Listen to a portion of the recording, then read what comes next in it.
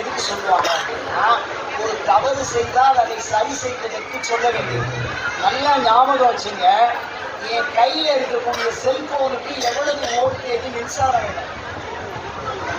என் கையில இருக்கிற செல்போனுக்கு எத்தனை வோல்டேஜ் மின்சாரம் வேணும்? அது சொல்லுங்க. அது போதும் ஒரு வீட்டுக்குள்ள வருது. எல்லாம் தெரிஞ்சுங்க, குல தெய்வம் ஒண்ணு போதும். ஒரு பெண் தன்னோட கற்பனாலேயே ஒரு வெற்றலை கைப்பற்றலாம். பேசுறத மறந்துடாதீங்க. ஒரு பெண் வைக்கிற புலியில சிவன் நிற்ப வாசல வைக்கிற கோல புலியில நிறுத்தலாம். கனவையே தெய்வம் நான் வருவேன். அப்படி இருக்கும்போது ஒரு தேவதையை கொண்டு வந்து வீட்டுக்குள்ள விட்டு அதனால ஒரு பிரச்சனையை நம்ம உருவாக்கிக்க வேண்டாம்.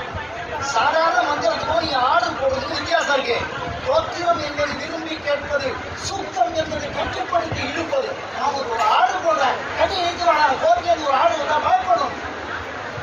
அப்ப ஒரு கோர்ட் ஆர்டர் மாதிரி சூத்திரம். நான் வேதத்துக்கு சொல்லல, இனக்குறியீடு சொல்லல, ஆண் சொல்லல, பெண் சொல்லல, அந்த விஷயத்துக்கு நான் போகல. பொருள் சார்ந்து பேசுறேன். வீட்டு நலம் அதுக்கு என்ன வேணும் அப்படின்னு மிக தெளிவா சொல்றாரு. மிக தெளிவா சொல்றாரு. இந்த லலிதா சகஸ்ரநாமம் சொல்லி கொடுக்குறீங்க, தோத்திரங்கள் சொல்லி கொடுக்குறீங்க, தேவாரங்கள் சொல்லி கொடுக்குறீங்க. இதெல்லாம் என்ன பண்ணுன்னு கேட்டீங்கன்னா, அதாவது தோத்திரம் தனி தாத்திரம் தனின்னு பிரிச்சான். இதோட பயன்பாடு சொல்றேன் பாருங்க. ஒரு மாத்திரையை தப்பா சொன்னதுனால ஒரு மிகப்பெரிய பூதத்தை உருவாக்கினான். அந்த மாதிரி நம்ம தப்பா சொல்றோம், ரைட்டா சொல்றோம்னு நினைச்சு நம்ம சொல்லுவோம்.